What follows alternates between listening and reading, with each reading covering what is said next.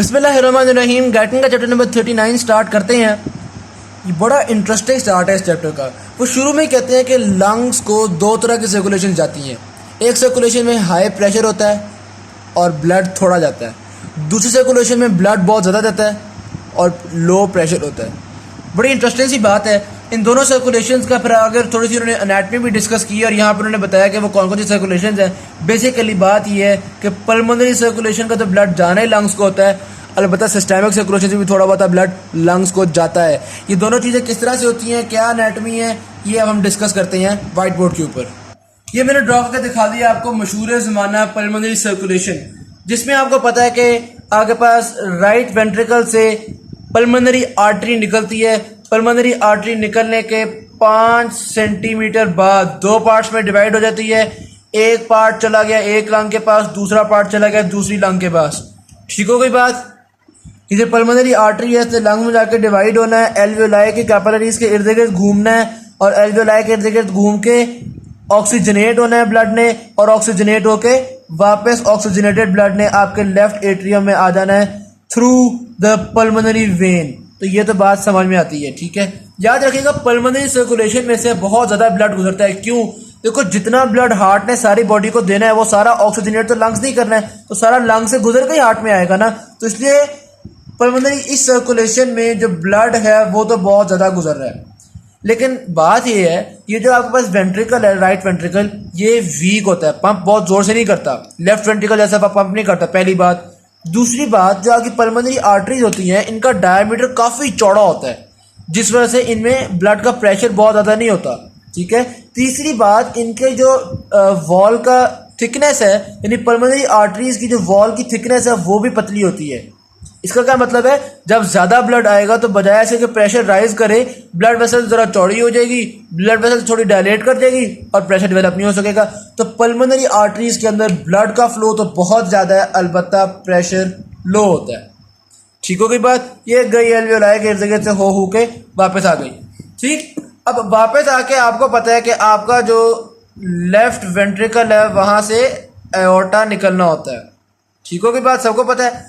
Aorta से जो oxygenated blood निकलता है, उस ऑक्सीजनेटेड ब्लड ने सारी बॉडी को ऑक्सीजन देनी होती है ताकि सारे सेल्स जिंदा रह सकें, ठीक है। यार लंग्स को नहीं जिंदा रखना आपने, लंग्स मरती हैं तो मरती रहे। यहाँ तो हम उनसे काम करवा रहे हैं ना कि ऑक्सीजनेटेड ब्लड दे रहे हैं और सॉरी डी ऑक्सीजनेटेड ब्लड दे रहे हैं और ऑक्सीजनेट करवा के वापस दे लेते हैं, तो लंग्स को जिंदा नहीं रखना।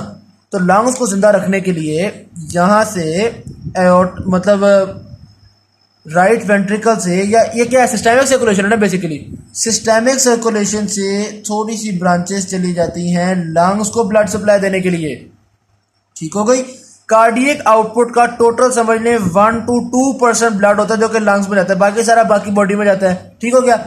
तो 1 to 2% लंग्स में चला गया और जाके लंग्स को ऑक्सीजनेट करके जिंदा रख के सारे न्यूट्रिएंट्स वगैरह दे के, तो ये आपके पास ड्रेन हो जाती है इनटू दी पल्मोनरी वेन, यानी ऑक्सीजनेट करके ये पल्मोनरी वेन के थ्रू, ये कहती है यार हार्ट के करीब तरीब ये बड़ा शॉर्टकट है, आराम से वो यहाँ से सीधी पल्मोनरी वेन के थ्रू हार्ट में आ जाते हैं। ठीक होगी बात। अब अगर आप इस सर्कुलेशन में देखें तो ब्लड तो बहुत थोड़ा जा रहा है भाई, कार्डियक आउटपुट का 1 to 2% जा रहा है, तो ब्लड तो बहुत थोड़ा जा रहा है। लेकिन एओर्टा के अंदर आपको पता है प्रेशर हाईएस्ट होता है बॉडी का, क्योंकि यहाँ पे लेफ्ट वेंट्रिकल ने पंप किया भाई, बड़ी जोर से पंप किया हुआ है, तो यहाँ पे प्रेशर हाई होता है। तो दो तरह के सर्कुलेशन होगी लंग के पास, एक पल्मोनरी सर्कुलेशन जिसमें ब्लड फ्लो ज़्यादा था, प्रेशर लो था, और एक आपके पास ये ब्रोंकियल वेसल या सिस्टेमिक सर्कुलेशन आप कह सकते हैं जिसमें ब्लड फ्लो कम है लेकिन प्रेशर हाई है। ठीक हो गया। यहाँ पे बेसिक सी बातें करके पल्मोनरी वेसल्स की एनाटमी पहले डिस्कस की है, वही बताया हुआ है कि वॉल्स थिन होती हैं, डायमीटर लार्ज होता है, जो बातें मैं आपको बता चुका हूँ। लार्ज कंप्लायंस होती है, ठीक है, खुल जाना, डायलेट हो जाना, इसका मतलब होता है लार्ज कंप्लायंस होना, ठीक है। उसके बाद आती है आपके पास ब्रोंकियल वेसल्स, ये 1 to 2% जो ब्लड है वो भी मैं आपको बता चुका हूँ, और ये ड्रेन होती है किसके अंदर, पल्मोनरी वेन के अंदर, ये मैं आपको बता चुका हूँ। तो एनाटमी डिस्कस कर ली हमने। फिर आते हैं लिम्फेटिक्स। यार एल्वियोलाई के अंदर जो एयर आई थी, उन एयर के अंदर कुछ पार्टिकल्स भी थे, ठीक है ना, जो बहुत स्मॉल पार्टिकल्स थे वो एल्वियोलाई तक पहुंच गए थे, ठीक है। अब एल्वियोलाई के अंदर मैक्रोफेजेस ने उन पार्टिकल्स को काबू कर लिया था, लेकिन उन पार्टिकल्स को निकालना कैसे है, ऐसे लिम्फेटिक्स की जो लिम्फ वेसल्स होती हैं वो उन पार्टिकल्स को ले जाती हैं यहाँ से, वो बड़े लिम्फ वेसल्स होती हैं वो बड़े माइक्रो लेवल तक पहुंची हुई होती हैं और वो इन पार्टिकल्स को लेकर निकल जाती हैं। तो इसलिए लिम्फेटिक सिस्टम भी आपके पास मौजूद होता है लंग्स के अंदर। दो तरह की सर्कुलेशन हो गई और एक लिम्फेटिक सिस्टम हो गया। ठीक हो गई बात। फिर आता है pressures in the pulmonary system. सबसे पहले वो बता रहे हैं कि आपके पास जो बेचारा राइट वेंट्रिकल होता है उसके अंदर जब उसका प्रेशर लेफ्ट वेंट्रिकल से बहुत कम होता है। राइट वेंट्रिकल के सिस्टोल में प्रेशर लेफ्ट वेंट्रिकल के सिस्टोल से बहुत कम होता है। राइट वेंट्रिकल के क्योंकि लेफ्ट वेंट्रिकल ने तो पूरी बॉडी को सप्लाई करनी होती है, राइट वेंट्रिकल ने ये लंग्स तक ही तो भेजना होता है। आपको पता ही है इस बात का। तो राइट वेंट्रिकल वीक होता है, सबको पता है। राइट वेंट्रिकल के अंदर प्रेशर लो होता है, सबको पता है। तो ये उन्होंने बताया कि राइट वेंट्रिकल का जो प्रेशर है वो लेफ्ट वेंट्रिकल से तकरीबन 5 टाइम्स कम होता है। ठीक हो गया। उसके बाद आता है pressure in the pulmonary artery. Pulmonary artery इसी राइट वेंट्रिकल से निकल रही होती है। ठीक है। तो पल्मोनरी आर्टरी के अंदर भी प्रेशर राइट वेंट्रिकल वाला होना चाहिए। जब राइट वेंट्रिकल कॉन्ट्रैक्ट करता है उस वक्त पल्मोनरी आर्टरी में और राइट वेंट्रिकल में एक जितना प्रेशर होता है। ठीक है। Systolic pressure of right ventricle and pulmonary artery are the same. लेकिन जब राइट वेंट्रिकल रिलैक्स करता है तो राइट वेंट्रिकल का प्रेशर तो बहुत कम हो जाता है। अलबत्ता पल्मोनरी आर्टरी का इतना कम नहीं होता क्योंकि आपको पता है वो वाल्व क्लोज हो जाता है और पल्मोनरी आर्टरी के अंदर थोड़ा सा प्रेशर सस्टेन रहता है। तो पल्मोनरी आर्टरी का तो डायास्टोलिक प्रेशर है वो राइट वेंट्रिकल के डायास्टोलिक प्रेशर से ज्यादा होता है। तो हमने 3 तरह के प्रेशर देखे, राइट वेंट्रिकल का, लेफ्ट वेंट्रिकल का और ये पल्मोनरी आर्टरी का। अब हम तीनों प्रेशर को ग्राफिकली चेक करते हैं। लो जी, ये सबसे ऊपर जो उन्होंने शो किया वो उन्होंने शो किया एओर्टिक प्रेशर कर्व। एओर्टा का प्रेशर यानी आप कह सकते हैं लेफ्ट वेंट्रिकल का। लेफ्ट वेंट्रिकल का और एओर्टा का थोड़ा सा फर्क होगा, लेकिन देखें एओर्टा का और लेफ्ट वेंट्रिकल का सिस्टोलिक प्रेशर तो ये कितना होगा ना। ठीक है। अब आप देख रहे हैं कि एओर्टा का प्रेशर कितना हाई है। ठीक है। और ये जो ब्लैक वाला है ना ये आपके पास क्या है, राइट वेंट्रिकल का प्रेशर। और ये जो रेड वाला है ये पल्मोनरी आर्टरी का प्रेशर है। अब पहले चीज तो समझ आ गई कि एओर्टा का प्रेशर या लेफ्ट वेंट्रिकल का प्रेशर इस सारे से बहुत ऊंचा है, ये तो समझ में आ गया। ठीक। दूसरी चीज मैंने आपको बताया था जब राइट वेंट्रिकल सिस्टोल करता है यानी कॉन्ट्रैक्ट करता है तो राइट वेंट्रिकल और पल्मोनरी आर्टरी में उस वक्त सेम प्रेशर होता है। तो ये देखें ब्लैक वाली ग्राफ की टॉप और इस रेड वाले की टॉप कोइंसाइड कर गई है, साथ साथ मिल गई है। ठीक है। अलबत्ता जब राइट वेंट्रिकल रिलैक्स करता है तो राइट वेंट्रिकल का प्रेशर काफी फॉल कर जाता है, पल्मोनरी आर्टरी का इतना फॉल नहीं करता, पल्मोनरी आर्टरी में सस्टेन रह जाता है। ठीक हो गई बात। तो ये ग्राफिकली हमने इस चीज को डिस्कस कर लिया। फिर ग्राइटर में सिंपल सी वैल्यूज बताई हुई है कि सिस्टोल के दौरान पल्मोनरी आर्टरी के अंदर प्रेशर 25 mmHg है, डायस्टोल के दौरान पल्मोनरी आर्टरी के अंदर प्रेशर 8 mmHg है। ये देखें ना 825 शो किया फिर उन्होंने। और यहाँ पे फिर उन्होंने बताया कि 8 और 25 की एवरेज क्या आ गई 15, यानी मीन पल्मोनरी आर्टीरियल प्रेशर की आपसे पूछे तो वो 15 mmHg है। ठीक। फिर आता है पल्मोनरी कैपिलरी प्रेशर। याद रखना पल्मोनरी कैपिलरीज में जो प्रेशर होता है वो आपकी बाकी बॉडी की जो सिस्टमिक कैपिलरीज होती हैं उनसे काफी लो होता है। सिस्टमिक कैपिलरीज में 17, 25 mmHg के बराबर होता है, जबकि पल्मोनरी कैपिलरीज के अंदर सिर्फ 7 mmHg होता है। ठीक है। इसकी सिग्निफिकेंस हम आगे पढ़ेंगे बाकी चैप्टर्स में। फिर आता है left atrial and pulmonary venous pressures. अब देख ले कितनी तरतीब से चल रहे हैं। आपको उन्होंने राइट वेंट्रिकल का बताया, फिर पल्मोनरी आर्टरी का, फिर पल्मोनरी कैपिलरीज का, फिर लेफ्ट एट्रिया का। अब मैं आपको ये व्हाइट बोर्ड पे शो करता हूँ। सबसे पहले उन्होंने आपको बताया राइट वेंट्रिकल का कि राइट वेंट्रिकल में जो प्रेशर है वो लेफ्ट वेंट्रिकल से कहीं गुना कम होता है। फिर डिस्कस किया हमने पल्मोनरी आर्टरी का प्रेशर कि पल्मोनरी आर्टरी में सिस्टोल के दौरान 25 होता है, डायस्टोल के दौरान 8 होता है। तो मीन पल्मोनरी आर्टीरियल प्रेशर कितना हो गया वो आपको बता दिया उन्होंने, 15 हो गया। ठीक है। उसके बाद उन्होंने डिस्कस किया पल्मोनरी कैपिलरीज, जो एल्वेओलाई के इर्द गिर्द कैपिलरीज हैं उनके अंदर उन्होंने बताया कि सिस्टमिक कैपिलरी से कम प्रेशर होता है, 7 mmHg होता है। ठीक। अब वो आपको बता रहे हैं कि ये जो पल्मोनरी वेन है इसमें और ये पल्मोनरी आर्टरी में, सॉरी लेफ्ट एट्रिया में कितना प्रेशर होता है। अब देखिए लेफ्ट एट्रिया का जो प्रेशर है ना वो हम डायरेक्टली मेजर नहीं कर पाते। क्या करें, हम हर इंसान के अंदर कैथेटर डायरेक्टली लेफ्ट एट्रिया तक नहीं पहुंचा पाते। हम उसके लिए एक खास मेथड यूज करते हैं जिस मेथड को नाम दिया है पल्मोनरी वेज प्रेशर। ठीक है। हम करते क्या है, यहाँ पे मिसाल के तौर पे वेना कैवा आ रही है आपके इस एट्रियम के अंदर। ठीक है। हम कैथेटर डालना शुरू करते हैं वेना कैवा के अंदर। ठीक हो गई बात। ये वेना कैवा के अंदर डालना शुरू किया हमने। ठीक।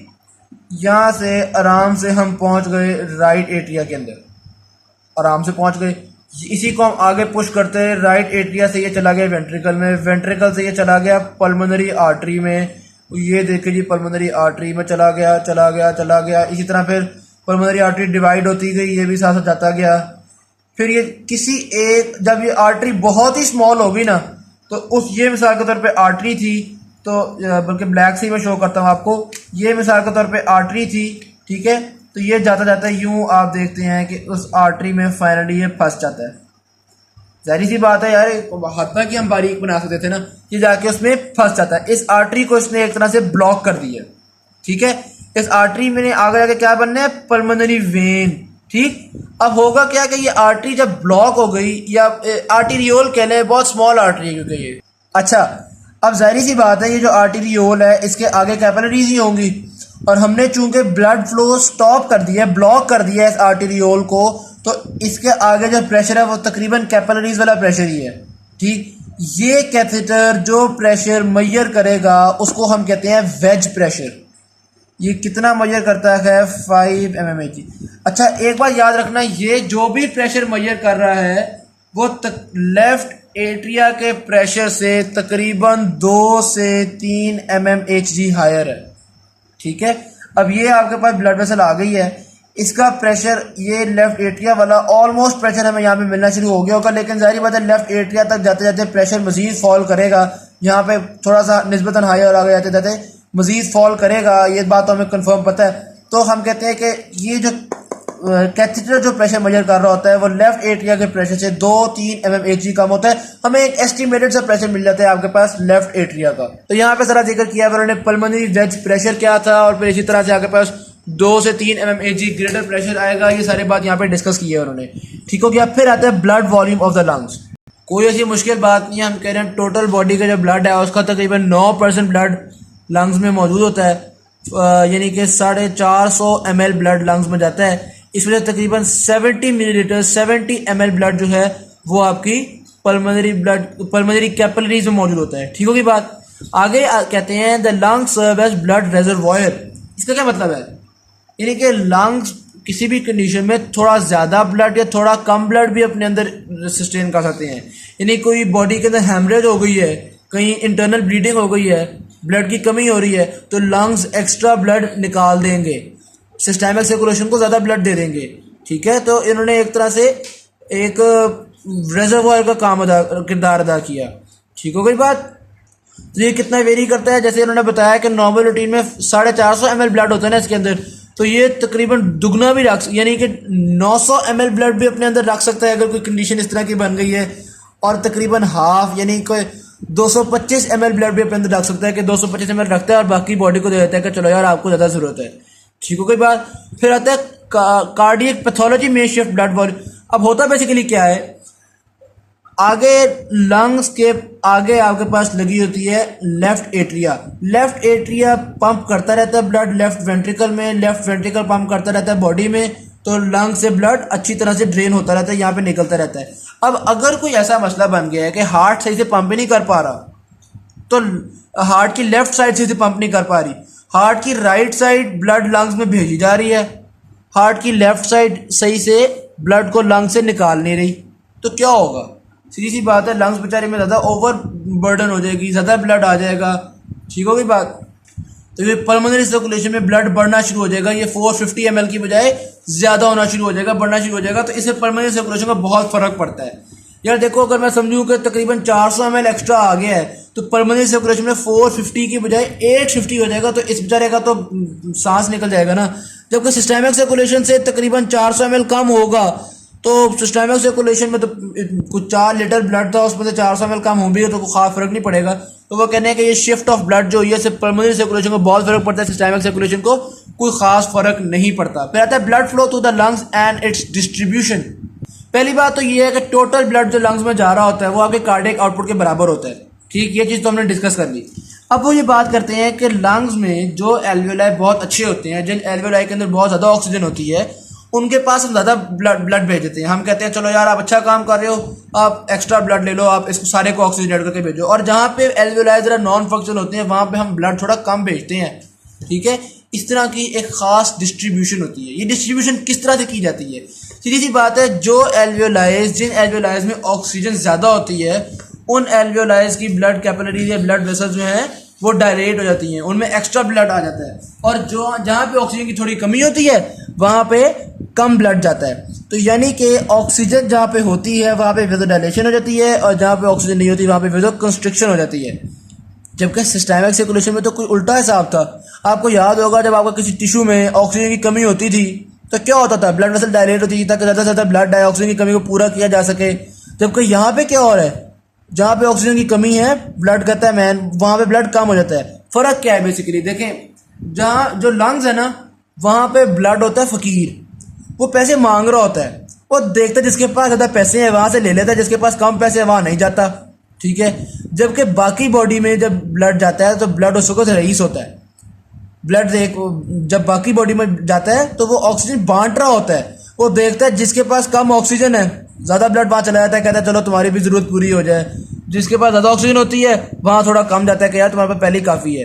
ठीक, तो इसलिए सिस्टेमिक सर्कुलेशन में जहाँ ऑक्सीजन ज़्यादा होती है वहाँ ब्लड कम जाता है, जहाँ ऑक्सीजन कम होती है वहाँ ब्लड ज़्यादा जाता है। लेकिन पल्मोनरी सर्कुलेशन में ऑपोजिट काम हो रहा है। ठीक हो गई बात, समझ में आ गई? अच्छा, अब ये ऑपोजिट क्यों हो रहा है हम ये समझना चाहते हैं। पहले हमने 250 थ्योरियाँ झाड़ी थी कि यार ऑक्सीजन कम है इसलिए वेजो कंस्ट्रिक्शन वेजो डायलेशन हो रही होगी, यहाँ पे तो उल्टा हिसाब हो गया। अब इसकी क्या वजह है? वो कह रहे हैं देखो ऑक्सीजन की कमी की वजह से वेजो कंस्ट्रिक्शन क्यों हुई है, ये कुछ समझ इतना हमें it is not completely understood, लेकिन हम अंदाजे मारते हैं। एक अंदाजा ये भी है, कुछ स्टडीज से ये भी साबित होता है कि आपकी बॉडी के ये जो जगह होती है ना यहाँ पे पोटेशियम आयन चैनल्स होते हैं जो ऑक्सीजन सेंसिटिव होते हैं। जब ऑक्सीजन कम होती है ना तो पोटेशियम आयन चैनल सही से काम नहीं करता, पोटेशियम आयन चैनल सही से काम नहीं करता, अंदर पोटेशियम सीधे जाता नहीं है, डीपोलराइजेशन बढ़ जाती है। पोटेशियम अंदर नहीं जाता तो कैल्शियम अंदर जाना शुरू हो जाता है, क्योंकि भाई पॉजिटिविटी को मेंटेन तो करना है ना।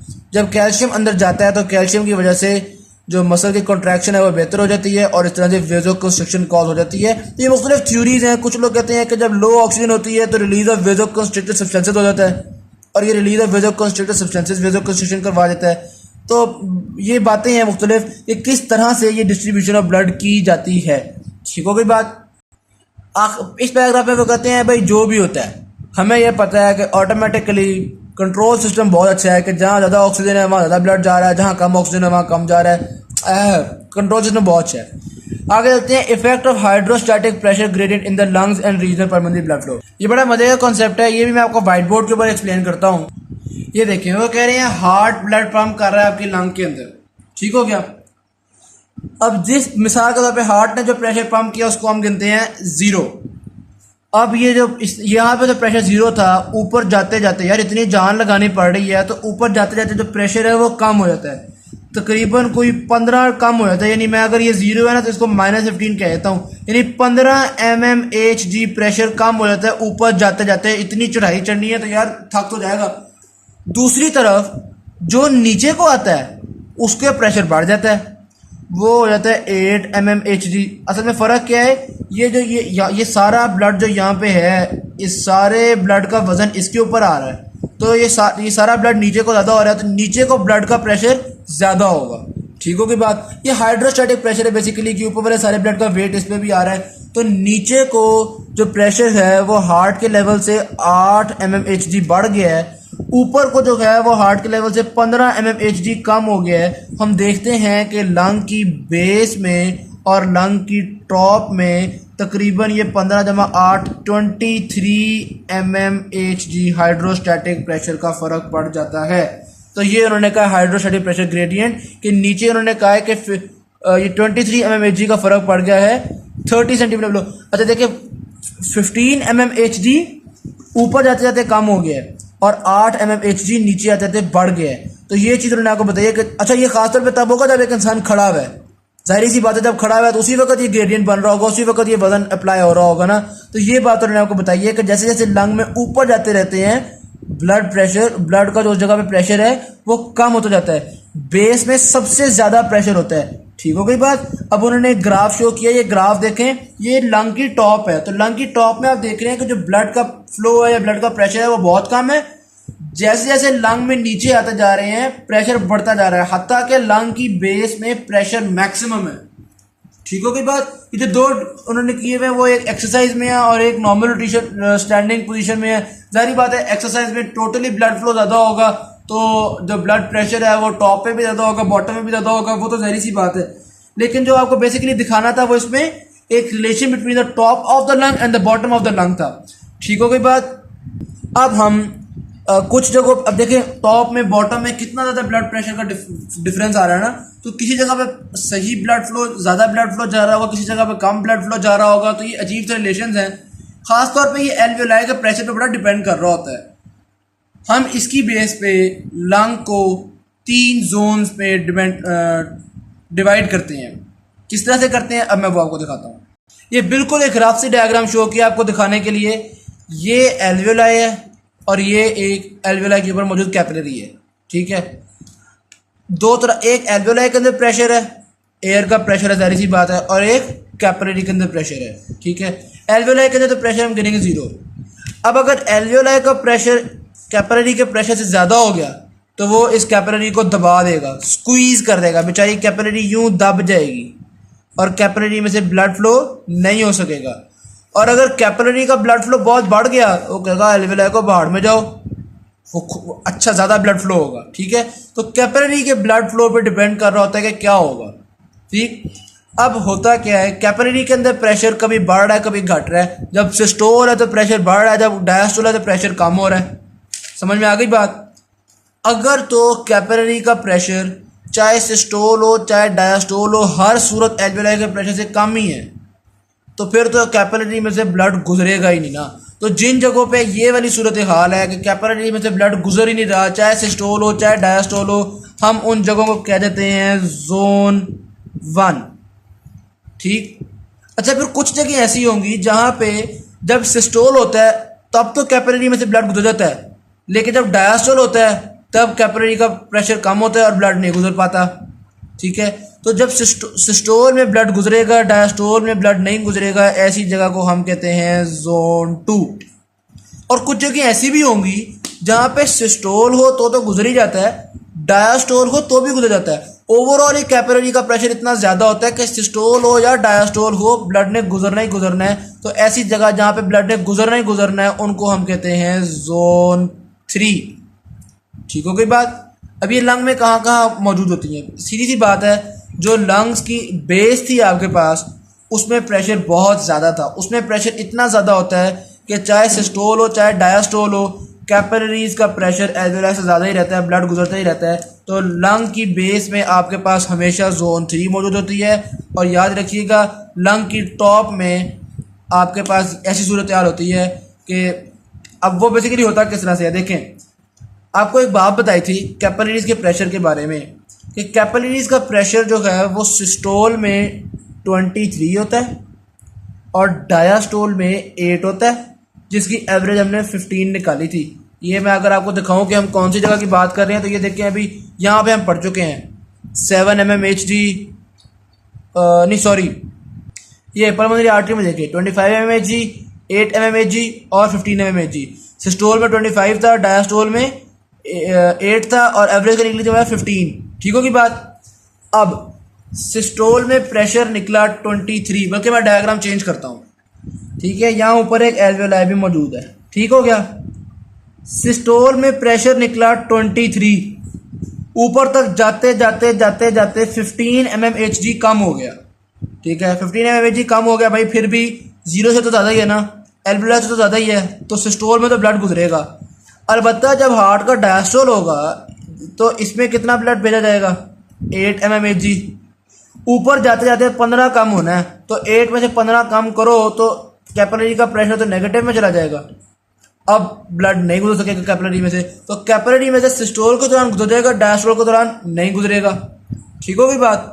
दूसरी तरफ अगर मैं बेस की बात करूं तो बेस में आपको पता है नीचे आते आते प्रेशर 8 बढ़ जाता है, पता है ना इस बात का, नीचे आते आते प्रेशर बढ़ जाता है। तो अब इस सूरत हाल में क्या होगा, जब सिस्टोल है उस वक्त नीचे प्रेशर आएगा 23 + 8 यानी 31। ओह, आराम से गुजरेगा। और जब डायास्टोल है उस वक्त नीचे प्रेशर आएगा 8, तो ये था, और नीचे आते आते 8 मजीद बढ़ गया तो नीचे आएगा 16। अभी भी 0 से तो बहुत ज़्यादा है। तो डायास्टोल हो या सिस्टोल हो, नीचे तो ब्लड गुजरेगा ही गुजरेगा। तो लंग्स में यहाँ से नीचे नीचे आपके पास जोन 3 होती है नॉर्मली, और ऊपर ऊपर आपके पास नॉर्मली जोन 2 होती है। ठीक होगी बात। अब पैथोलॉजिकली कब सारी लंग्स जोन 1 बन जाती हैं, कब सारी लंग्स जोन 3 बन जाती हैं, ये क्या चक्कर चलते हैं, ये इंशाल्लाह हम पार्ट 2 की वीडियो में डिस्कस करेंगे। वीडियो पसंद है तो शेयर ज़रूर कीजिएगा और चैनल को सब्सक्राइब भी ज़रूर कीजिएगा।